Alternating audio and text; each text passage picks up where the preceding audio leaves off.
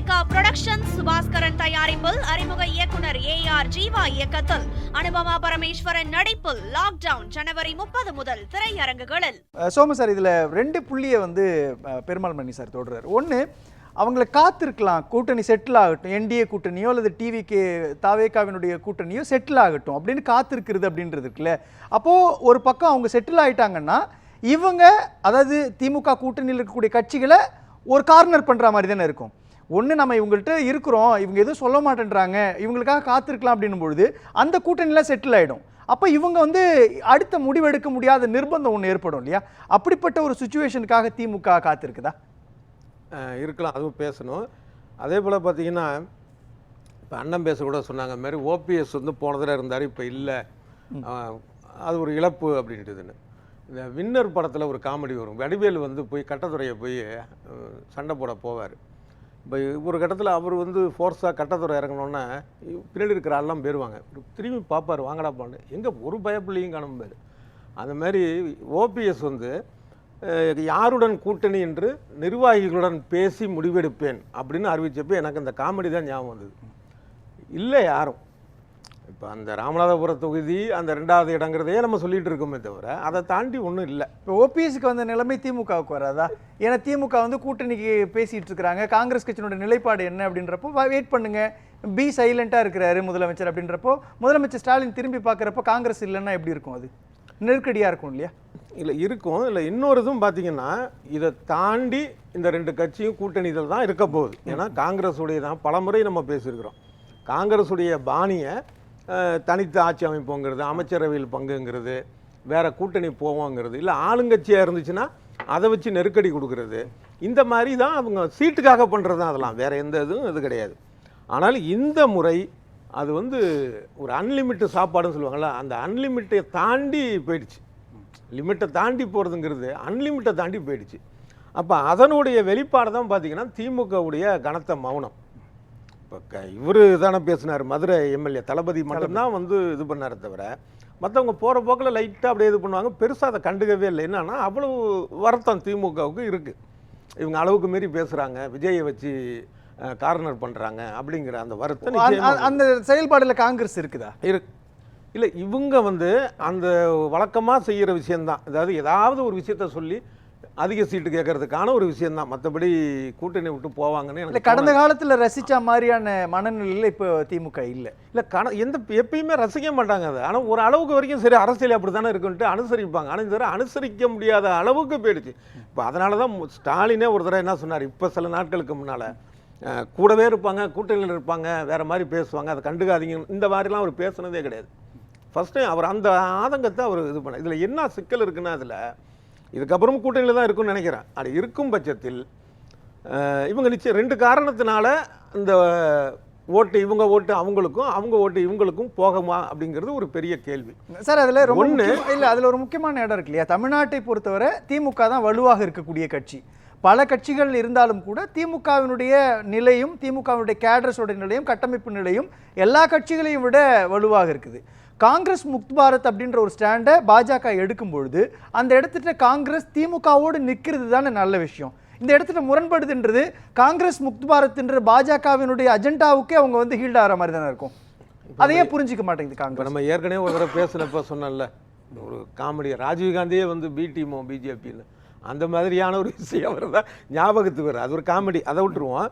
இதில் என்னன்னா, திமுக காங்கிரஸ் கூட்டணி வந்தாலும் இவங்க ஓட் ஷேரிங் இப்போ மாறுமாங்கிறது ஒரு பெரிய, அந்த அளவுக்கு வெறுப்பு போச்சு 2 சைடும். அது ஒன்று. இன்னொன்று பார்த்தீங்கன்னா, எப்பப்பெல்லாம் மிரட்டி காங்கிரஸ் திமுக அதிக சீட்டு வாங்குதோ அப்போல்லாம் அந்த கூட்டணி தோற்றுருக்கு.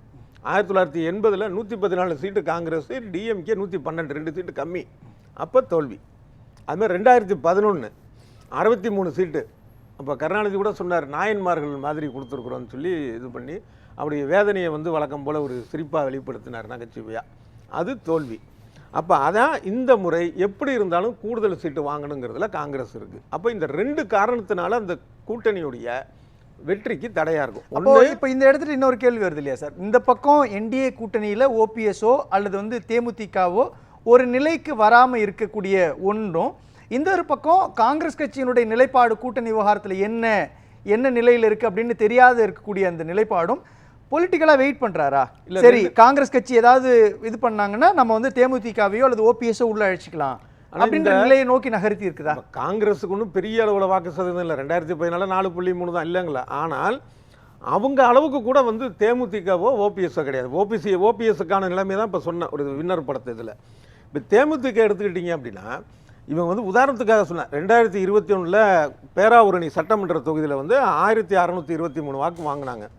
அதுக்கப்புறம் 2024 பார்த்தீங்கன்னா தஞ்சாவூர் நாடாளுமன்ற தொகுதி அதுக்குள்ளே பேராவூரணி வருது. அந்த தொகுதியில் கிட்டத்தட்ட 30,000 வாங்குறாங்க. இந்த இதுக்கு என்ன காரணம்னா 2021 அமமுகவோட கூட்டணி. அப்போ வந்து இவங்களுடைய ஒரிஜினல் வாக்கு என்னங்கிறது தெரிஞ்சு போச்சு தேமுதிக. 2வது முறை நாடாளுமன்றத்தில் அதிமுக கூட்டணி, அப்போ 30,000 வாங்குறாங்கன்னா அது அதிமுக ஓட்டு தான்.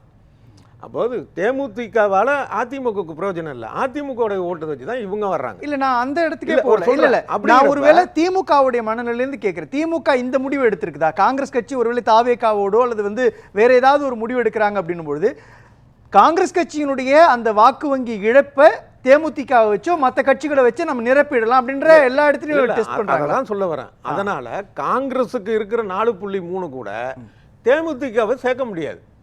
ஒருவேளை காங்கிரஸ் வெளியில போச்சுன்னா அதை ஈடுகட்டக்கூடிய அளவுக்கு வந்து ஓபிஎஸ்ஓ தேமுதிகவோ இல்லை. அதுக்காக சொல்றேன். இப்ப அந்த இடத்துல இன்னொரு புள்ளி இருக்கு. தனியரசு இருக்கிறாரு, தனியரசு முழுக்க முழுக்க திமுக ஆதரவு நிலைப்பாட்டோட பேசுறாரு.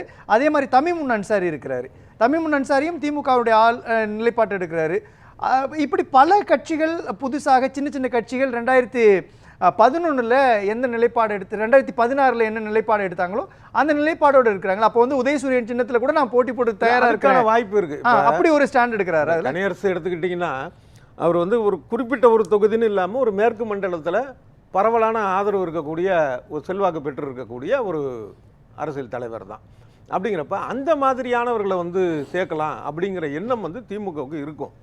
ஆனால் இந்த காங்கிரஸுக்கு பதிலாக தேமுதிக அல்லது ஓபிஎஸ் அப்படின்னு அதை வந்து நம்ம தராசில் வைக்க முடியாது. அந்த இது இருக்காது, வேற இருக்கலாம். அடுத்தது இன்னொரு முக்கியமான விஷயம், 2021 இருந்த மு.க. ஸ்டாலின் வந்து இப்போ வந்து பெரிய அளவில் பலம் பெற்று ஒரு இதாக இருக்கார் அப்படிங்கிற மாதிரியான கருத்துக்கள் எந்த அளவுக்கு சரின்னு தெரியல. ஏன்னா ஒவ்வொரு துறையிலும் இருக்கக்கூடிய அவங்க போராட்டங்கள் அதெல்லாம் விட்டுருங்க.